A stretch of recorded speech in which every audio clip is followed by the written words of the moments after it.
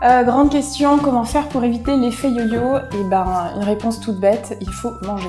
Ça peut paraître un petit peu simple comme réponse, mais l'effet yo-yo, c'est que si j'enlève par exemple un groupe d'aliments très célèbre, les féculents, en me disant je vais perdre du poids parce que justement je vais éliminer de l'énergie, ben, il se trouve que le corps il va quand même devoir puiser et avoir cette énergie, et le problème c'est qu'il puise dans la masse musculaire quand il est dans les premières heures de jeûne.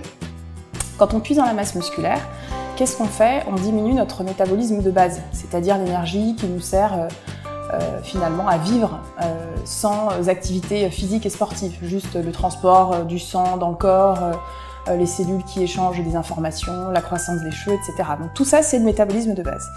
Et parmi celui-ci, les muscles représentent un apport qui est très important. Ils vont consommer en fait beaucoup de ce métabolisme de base.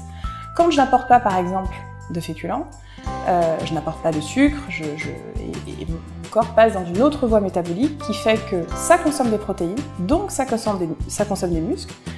Et comme ça consomme des muscles, en fait, je diminue mon métabolisme de base au repos. Donc, c'est comme si je brûlais moins d'énergie. Et au fur et à mesure, si je pars, on est le premier du mois, je vais avoir X kilos de masse musculaire, bah, le mois d'après, finalement, j'en ai grignoté. Et c'est comme si, du coup, je consommais plus d'énergie, plus de calories. Et c'est comme ça que la perte de poids va trouver en fait un plateau et qu'on n'arrivera plus à perdre de poids et qu'il faudra relancer le métabolisme de base, justement, pour éviter ça. Donc l'effet yo-yo, c'est le fait de finalement sous-manger, mais mal, de retirer notamment un groupe d'aliments, qui fait qu'au final, le corps va rentrer dans des voies métaboliques qui sont différentes et qui vont faire que ça va grignoter au fur et à mesure la masse musculaire. Donc pour éviter ça, il faut apporter notamment des féculents, dans des quantités bien entendu qui sont respectables, mais ne pas manger en fait finalement, et particulièrement cette famille d'aliments.